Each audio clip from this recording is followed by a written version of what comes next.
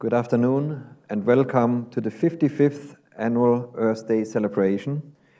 To begin today's celebration, we will hear from a group of our Global Futures Impact Scholars as they share their reflections on impact, what it means to them, and how they hope to create it in their own lives and communities. Laura McGeary will lead this conversation.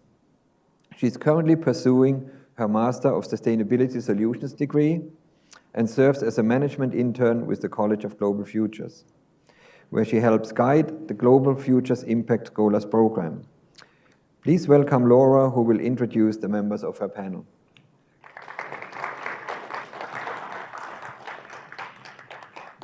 Hi. Well, as Peter mentioned, over the past year, I've been closely working with Dean Sharon Hall and other members of the Student Success team to bring our vision for the Global Futures Impact Scholars to life. It's a great honor to be in conversation today with 3 exceptional impact scholars. And since July, I've been working on building relationships with this inaugural cohort of 20 students who took a unique call to action before they even stepped foot on campus. The program was launched, as Peter mentioned, to recruit, train, and inspire future changemakers through solutions-oriented engagement.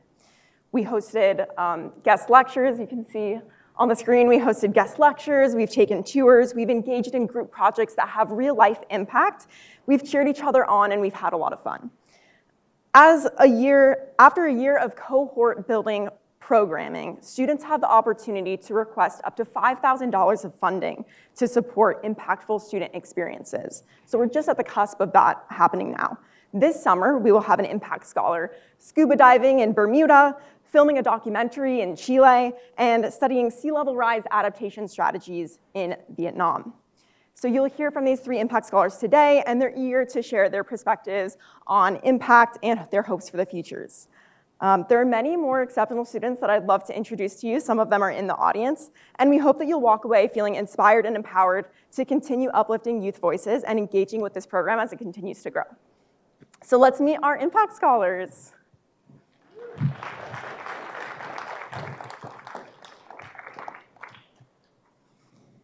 So again, all of these students are first-year students. This is Miguel. Miguel grew up just down the road, graduating from McClintock High School and is studying ocean futures.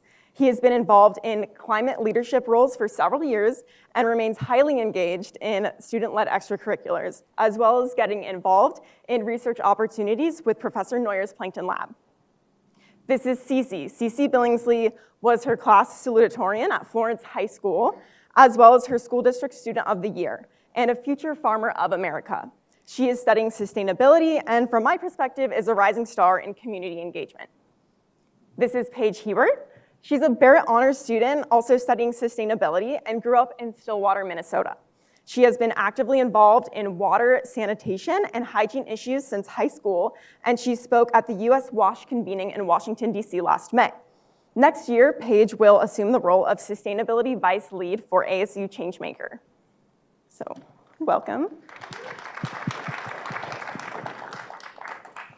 All right, so as Peter already introduced, Earth Day began as a demonstration 55 years ago, and it's also framed as a celebration, and I think there's a lot of different feelings that can come up around Earth Day. So how does Earth Day feel to you right now? So honestly, Earth Day is a wonderful celebration, but I also see Earth Day as a movement that appeared on campuses in 1970 and is still celebrated to this day, which I think is amazing and beautiful. Yeah, like Cece said, it's really a call to action. It's not just a day, but it's this time to reflect on what we're doing in our world and how we can continue that since we celebrated since the first Earth Day, too. Yeah, it's definitely interesting seeing how the perspective and kind of the whole idea of Earth Day has changed over time. I mean, back in the 1970s, I'm sure it was more focused on oil spills and a lot of those environmental effects that were being more highlighted back then. But then, I mean, a few years ago, it was heavily based on microplastics, and that was a big issue. And maybe in the future, it'll be more focused on stuff like superstorms or more future environmental impacts that will be more prevalent. And even in the future, it might be inspiring to see it more focused on the sustainability successes that we see, rather than all of these climate change impacts that we're facing when we start to implement more solutions. And in the future, I hope that Earth Day isn't just something that is celebrated on school campuses, but it's something that is celebrated in homes with families, something that is more of a popular, not capitalized holiday, but something that's celebrated at home with our families, where everybody reflects. Wow. You guys came really prepared. That's awesome. I love all of your answers and the hope for the future that you guys are shaping those things. Is there anything fun that you guys are going to do today? I mean, this is a big responsibility that you have, but do you have any other plans or other ways you want to celebrate Earth Day? I'm going to go to class. Okay. I'm curious, the Global Futures Impact Scholars, how has the meaning of making an impact changed for you in the last 9 months? So for me, coming here, impact was a really broad term. I saw it as like affecting the lives of thousands of people, affecting a community, making a big impact on the world. Now I see impact as more of a small local thing. We can make impacts on people specifically, groups of people, or even on ourselves. And building on that, I think the other thing that we've really learned throughout this program is that impact also comes from your own personal development too, because all of these experiences that we have shape who we are and who we're becoming for the future, and the impacts that we can then create for that. So it's not only investing directly in those communities, like Cece said, but also investing in yourself for the future impact you can have. Do you have anything to add, Miguel? No? No, I think Paige and Cece covered it pretty well. Great. Yeah, I think it's something that I was learning as we were going through the curriculum of setting up this Impact Scholars program. We had a 1-credit course. Our students met every single Friday together to build the cohort. And it was a turning point for me when Professor Mary Jane Parmentier came into our class and she led us through a positionality exercise. And I think that helped, hearing the students' reflections on that really helped me take a step back and just understand maybe the pressure that students are under when they come into these degrees to make an impact, and what does $5,000 mean for a student? And so that really was really helpful for me to understand all of how it helped you to understand your positionality and get to know you better too, so I could be a better mentor. Diving in a little bit on each of your unique experiences and perspectives, Cece, we mentioned that you were a future farmer of America, and being from a rural area and having a lot of experience in agri-science, why did you choose sustainability and not agriculture or agri-science? So like you said, I was raised in a rural area. The whole side of my dad's family, they're ranchers, and I grew up based in agriculture. But I chose sustainability because I have this deep passion for the earth and its services and how we're all connected. And to me, agriculture only scratched the surface of that. Sustainability and College of Global Futures was my opportunity, my chance to be able to make a real lasting impact. Yeah, that's great. And I'm involved in the Sweetie Center for Sustainable Food Systems, so I hope you'll be getting involved too. Miguel, you're in the inaugural cohort also of the Ocean Futures program. So maybe you can give the audience a taste of what that program looks like for you. Yeah, so I mean, it's a phenomenal program. Something I really like about it is it's all new, so a lot of the classes are evolving over time. And so especially stuff like student feedback is really helping these professors, because this is the first time they're teaching a class like this, especially to Ocean Futures majors. So I definitely think all the classes are definitely interesting, and they're really unique, I would say. I've only done a few classes, maybe like 9 or 10 at ASU, but I think it's just so interesting to me how these professors are connecting with the students. And there's only a few ocean futures majors out there. Hopefully, and I'm sure there'll be more next year, but as it stands, the cohort is pretty small. And so it makes it easier to form connections with professors, and it makes it easier to go to office hours. It makes it easier for these professors to really be able to learn about these students because there's so little of them. And so I think that definitely has really helped me grow and be a better student here at ASU.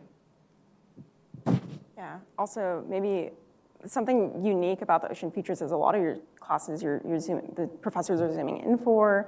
So that is probably an interesting experience. You're almost getting like a global perspective just because they're zooming in from Bermuda or Hawaii. And then we also have an exciting opportunity coming up too. Do you want to share a little bit about that to go to Mexico?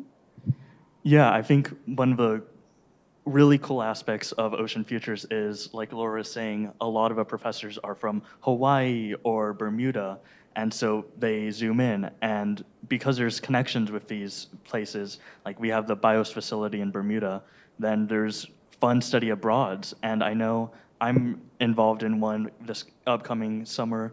I know a few people who are as well, and I know people who've done programs at BIOS before. And it seems like a phenomenal experience, and one that I am very happy that I go to a school that really offers these types of courses.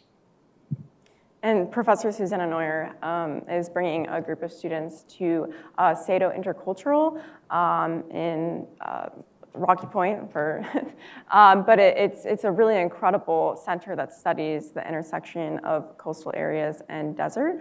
And so we're really excited to go experience the low tide. And we're really grateful for everyone at the Global Futures Laboratory that is really thinking of these students and really involving them. Paige, question for you. What advice do you have for students to begin thinking about making an impact? Yeah, so I would say take risks to try and know that it's okay to fail. And one of the biggest risks that I took this year was presenting a short story I wrote at the Change the World event at ASU. And so it's titled Remember the Rain, about living in a future dictated by extreme water scarcity. And I had no idea what I was doing. I had never done anything like it before, but I still tried and went out there on stage. And with the support of other impact scholars there at the event, I ended up winning grant money to publish this story. And it was because I had the courage to try. And a lot of this actually stemmed from the College of Global Futures faculty, because it started out as just a simple honors contract of about 1,000 words, but my professor encouraged me to take it further and expand it. So now today, by the end of the month, it'll be published on Amazon, and the profits generated from this publication will be reinvested into water issues globally with Charity Water, an organization that implements these water projects. So you just never know the ripple effect or impact that you can create as an individual unless you try. So my advice to students is to pursue all of your ideas and chase opportunities. And my advice to faculty is to encourage these endeavors, because I think this is how we can really amplify the impact collectively. Yeah, that's such an awesome story. And Thank you. yeah, there were a bunch of us impact scholars there at the Change the World event at the Mountain America Stadium, cheering on our peers. We had multiple impact scholars who pitched.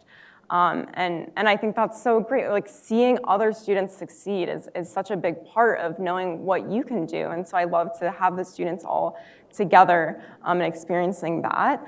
Cece, I'm curious if you could share your experience in terms of, you have your own opportunities that have come up. Every single one of us have had these opportunities that have come up because of this program and just putting yourself out there that you want to make an impact. So I'd love for you to share. Yeah, of course, Laura. So as Laura mentioned, we had guest speakers come into our class frequently on Fridays.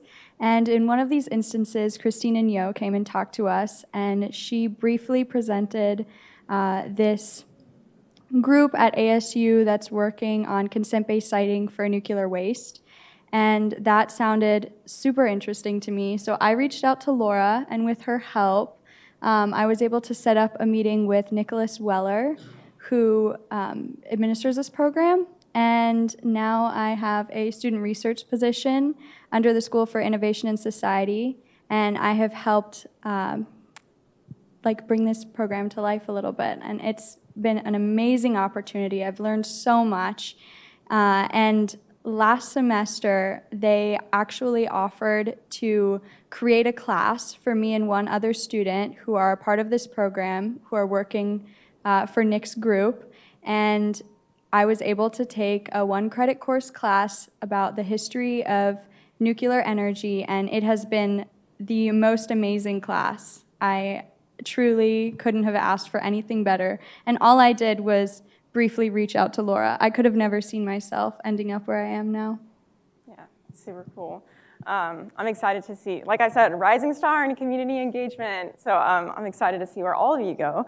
I want to kind of focus in a little bit about this idea of community, which I think came up when Paige was telling her story, and something that I've been trying to build through the Impact Scholars, and I'm appreciative of everyone coming up and showing up for things, and not just showing up, but really believing in the idea of community. And so, Paige, I'm wondering, kind of just your reflections on that.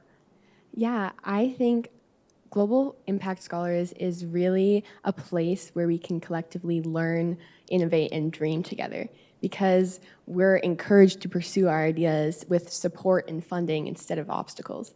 And this is huge because it makes Impact Scholars a platform for connection where people are inspired to take action. And I think this not only comes from your mentorship through the program, but also through peers. And so we end up going to these events together, or we've even had lunch together and message each other about events. But this really opened my eyes to the strong network of supporters. And one specific instance for me was when I went to the ASU Water Summit conference.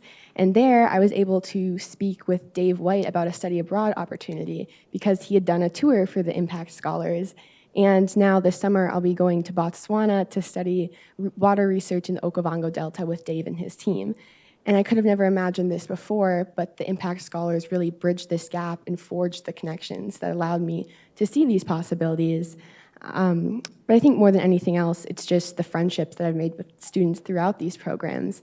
And it's huge because we're working together as trailblazers in this program and supporting each other's success. So especially coming from out of state, this community uplifting one another has been one of the most influential things in my freshman year. Can I add something real quick? Of course. I just want to say that being with the Impact Scholars has had such a positive impact on me.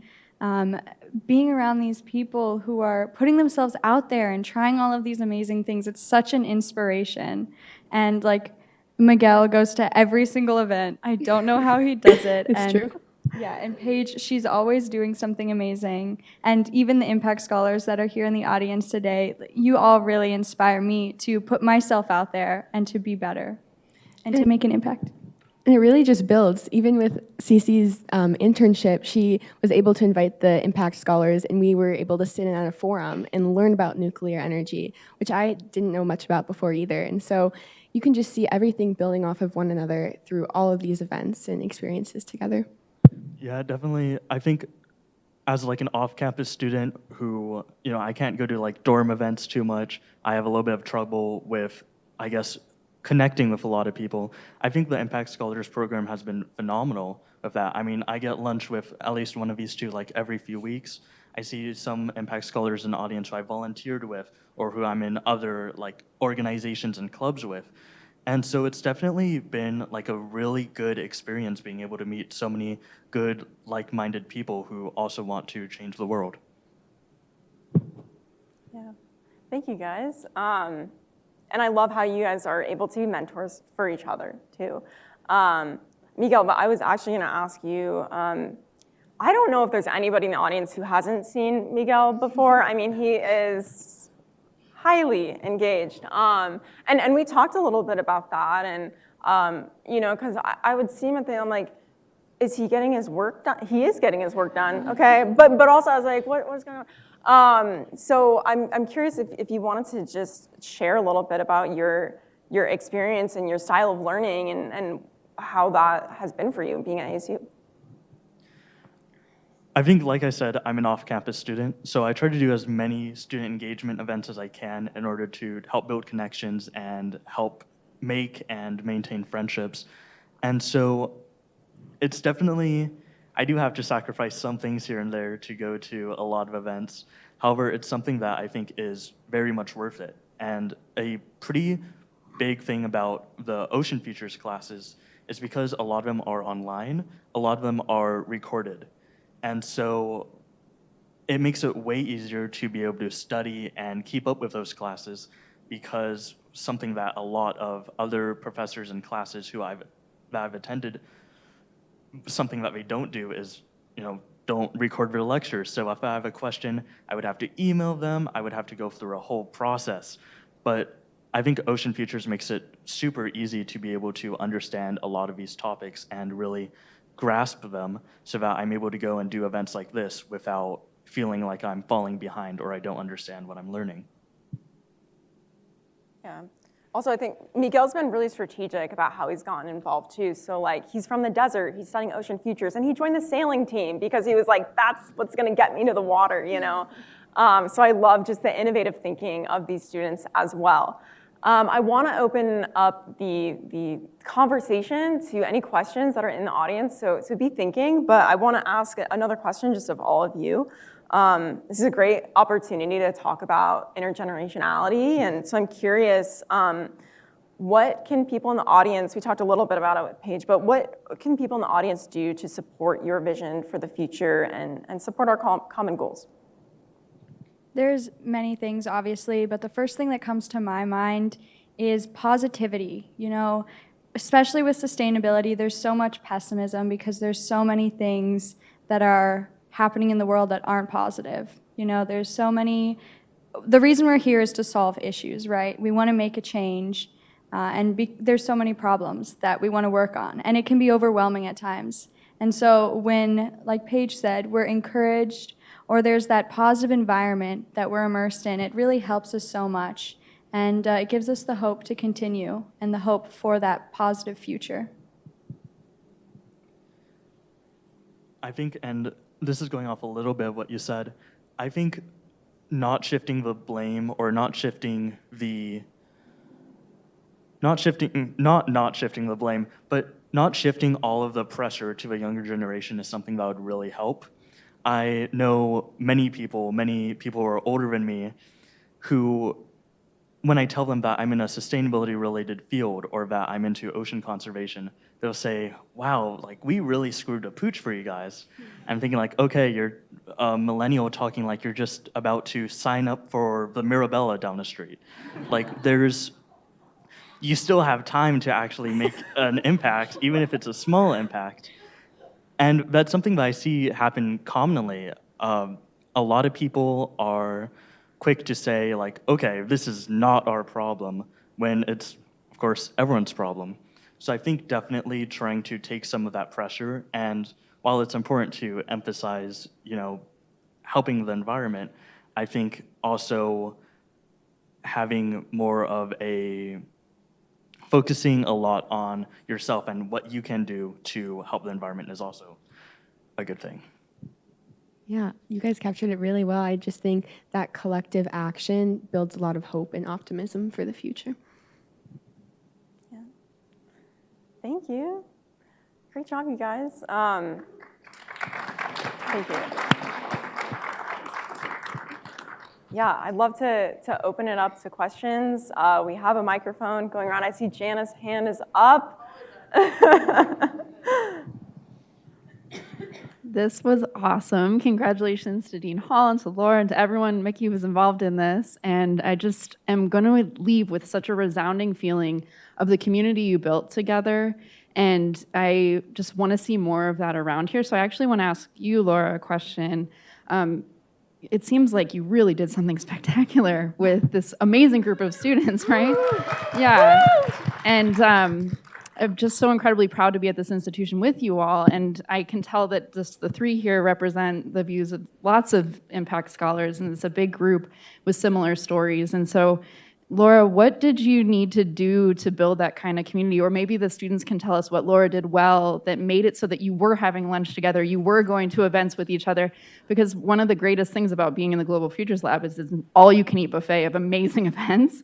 And so how did you choose when to show up for each other and how to build that community with each other with Laura, and how did it go? I can start. I've been really energized to be in this role. It's been a really great professional development and personal development experience for me, and I've had a history of being a mentor, being mentored, and trying to develop that as well. So I took that part of the role very seriously, and it's wonderful to hear and see the mentorship that they bring within their own community too, and that, take some of that pressure off, but I know that I am able to play a part in building that. And so just personally, it's been really incredible. Like I said at the very beginning, I met with each student in July. I had like a 30 to 45 minute phone conversation with all of them because, especially in the first year, I really wanted to understand where the students' heads were at and what they were hoping for and what they were nervous about just for college in general. And so, I have a market research background, and so all of that was like, I need to do the market research. And so I think that was really helpful for me to I know each of the students really well, I think. And then my other approach was bringing in professors.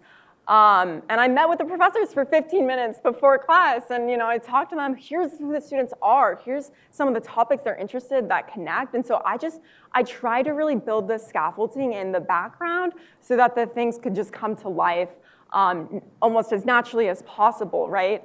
And so I think, just having the professors come in and it's like, hey, I'm a person, I'm just coming in for an hour to just talk about my professional journey and opportunities and really impart on you the study abroad and the office hours and all of that. Like, I think it was a really, really just great experience for them to hear those things really firsthand and with each other in that state. Did you guys have anything to add? I kind of went on, but. I just want to say that, as you can tell, Laura is very enthusiastic.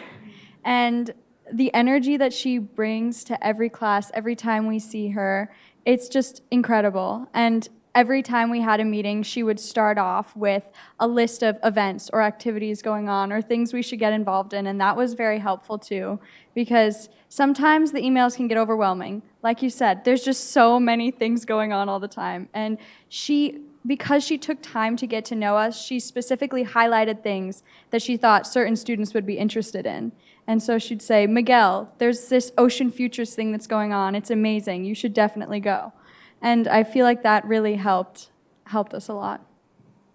Yeah, I agree. You can just really see the effort that you put into this community building, even from the very first day when we all walked in together. I don't know if you remember, but we wrote down on a piece of paper a bunch of things about ourselves, and then we each got to share and spend pretty much the whole class period just talking with each other. So it was not only getting to know you and you getting to know us, but also getting to know each other from the first day. And so I think you also just kept reaching out and kept that communication between everyone really strong throughout the program. I made a little open invitation, like you introduced yourself and you had an open invitation. And so I think Paige, her open invitation was gelato at Barrett. And then Miguel went and got gelato at Barrett with Paige. So that was a little strategy that I used to connect the students together. Yeah. Other questions? Hello. I was wondering if you could give some ideas about how to get not only more sustainability students, but students from all the other schools out to sustainability events, and how can you get them to take positive action, even to recycle properly? It only 6 inches between the landfill and the recycle, and the students don't even seem to make that effort.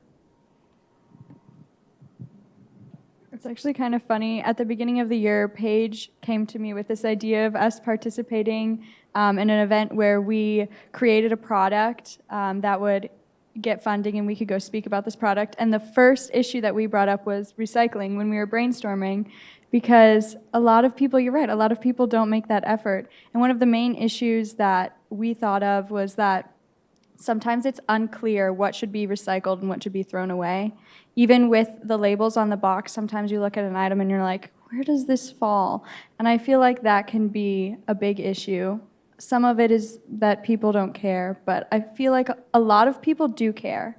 We don't realize how many people do care. Some people are just afraid or unsure. And so if we make things more clear, I feel like that would be a big help.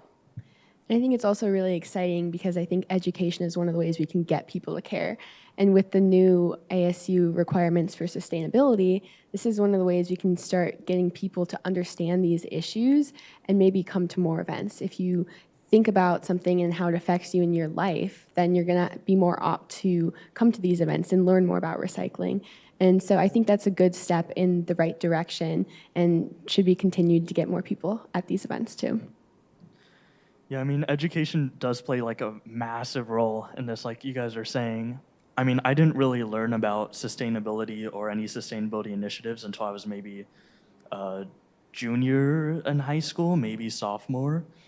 And I think there's a very much massive lack of more, I guess, early childhood education on sustainability, or even up to high school education. I mean, even I went to Tempe Union High School District over here, and one of the most interesting things about it to me was that I had one class, maybe there was a second class that I vaguely remember hearing about, but that was AP Environmental Science, and a lot of it was sustainability. But then outside of that class, if you don't want to take something like a AP course, then you're really not learning anything about sustainability whatsoever. Maybe you'll hear snippets of it, but there's just a lack of education, I guess, especially with the younger generation on sustainability.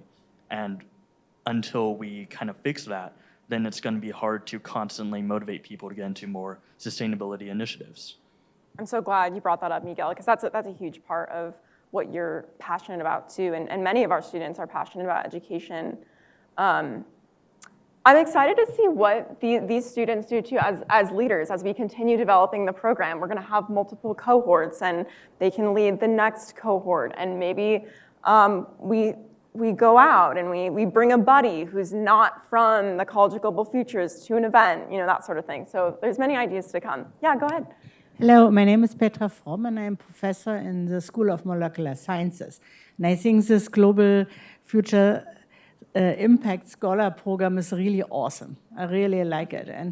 But my question is, it's at the moment limited to students with BAs and BS at the School of Sustainability.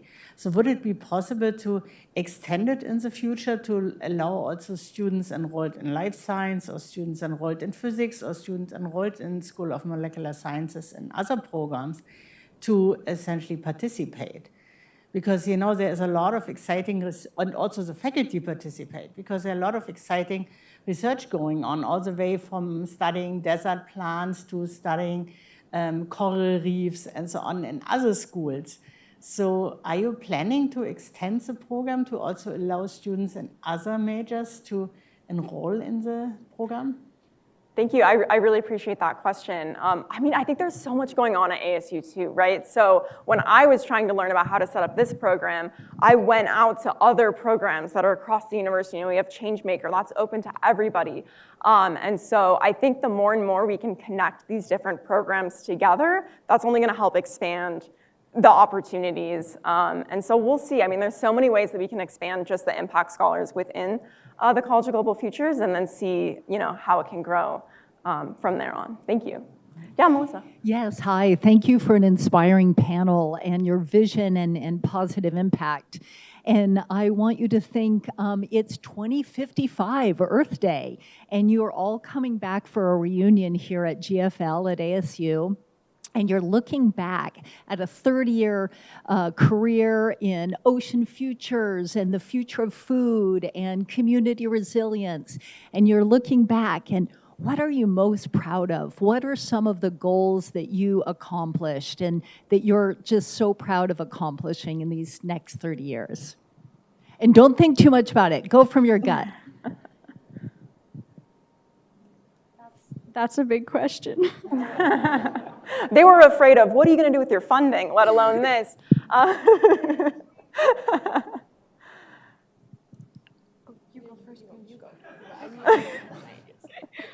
I think a big thing that's important to me is, again, the education. I would love to see education in primary schools for sustainability, sort of building that future generation that also is very passionate about sustainability. Sort of everybody taking responsibility, working together as a community to sort of bring this change. You know, it's not going to be something that one individual can do.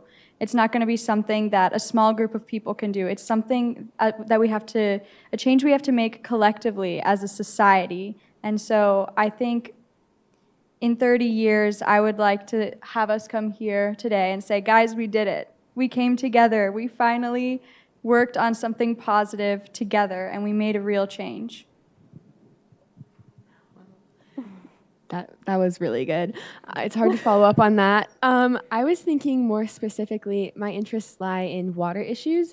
And so one of the biggest things that I am always thinking about is the water access gap, even just in the US. So over 2 million people don't have access to clean water and health sanitation. And so when I'm thinking about 30 years in the future, what does that look like? Does that mean that gap is closed and people all have access to clean water, especially in Arizona where we're a desert without a lot of water resources? I'm excited to see what solutions we can come to collectively moving forward and come back as a community and see where growth has taken place, especially in the water area. I would love to see ocean conservation and more ocean education grow here in Arizona. I mean, it's so easy to ignore the ocean here. I think I've been asked way too many times, so you're studying ocean in the desert? Yeah, I am, but I think it's easy to ignore problems that, like the ocean, that seem so strange to us, so new to us. I mean, especially people who grew up here in Arizona. And so I would love to see there being a bigger interest in the ocean here. I mean, we get our monsoon seasons from the Gulf.